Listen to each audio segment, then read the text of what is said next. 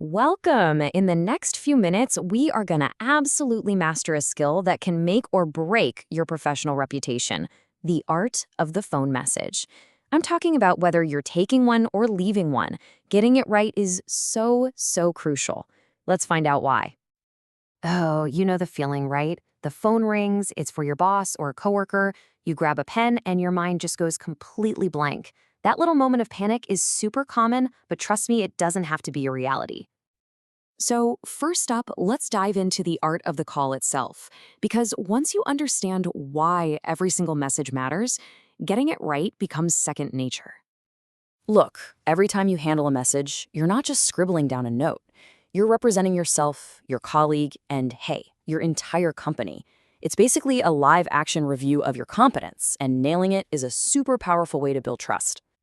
Okay, let's start from the perspective of the person actually answering the phone.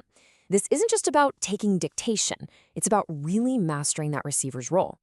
I want you to think of yourself this way. You are the professional gatekeeper of information. Your goal? It's simple, but it's powerful. Make sure that crucial info gets captured perfectly and passed on reliably. You're the link in the chain that just cannot break. So, how do you actually do it? Well, this simple framework right here takes all the guesswork out of it. Let's just walk through these key steps so you can absolutely nail it every time. Everything starts here.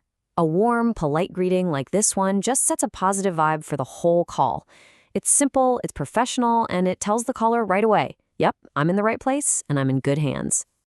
Now this is a crucial pivot. When the person they're calling for isn't around, this is the magic phrase. You see, you're not just saying no, you're instantly offering a solution. That's proactive, and it's incredibly helpful. Think of this checklist as your safety net. You absolutely need the caller's full name and company, a good contact number, the date and time, the actual message, and of course, a sense of urgency. If you get these 5 things, you have everything you need. Okay, this step right here might just be the most important one of all. Reading the info back does more than just check for accuracy. It shows the caller you were actually listening and that you care about getting it right. This simple little action builds a ton of confidence. And finally, the perfect closing. This phrase gives the caller total peace of mind. You're basically making a promise. I'll make sure he gets it. And you're ending things on a polite, professional note. The caller hangs up feeling heard and totally reassured. All right, let's flip the script. Now you're the one making the call, and your goal is just as critical, leaving a message that actually, gets a response. On this side of the call, it's all about efficiency and impact. You've got a really short window to say who you are, what you need, and how they can get back to you. Clarity and being brief, they're your new best friends. And here's the game plan for that. It's a super streamlined 4-step process. You'll notice how direct this is. No wasted words, just the essential info delivered effectively. You want to start strong. Just state your full name and your company right at the top. This immediately gives the listener all the context they need. They're not sitting there wondering, who is this? They can start focusing on why you're calling right away. This is so important. Say your phone number clearly and maybe just a little bit slower than you normally talk. This is the one piece of info they have to get right. Here's a pro tip.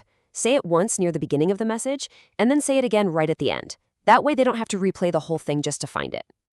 Now, there is a subtle but important difference in your approach here. If you're leaving a message with a live person, you can be a bit more conversational. But with a voicemail, you're kind of on the clock, and you have to be way more direct.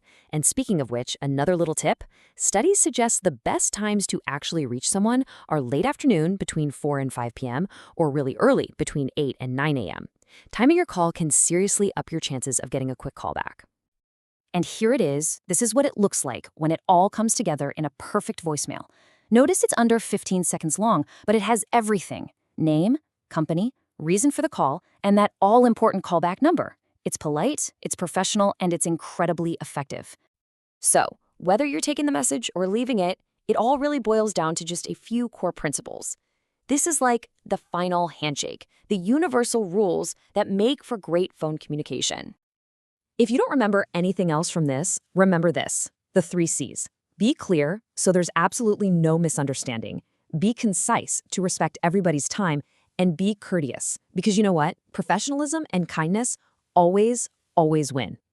This is the foundation of everything. So the next time that phone rings, you're going to be ready. You have the tools now to turn what could be a moment of panic into a real opportunity to build trust and show off your professionalism. So the only question left is, how are you going to handle your next important call?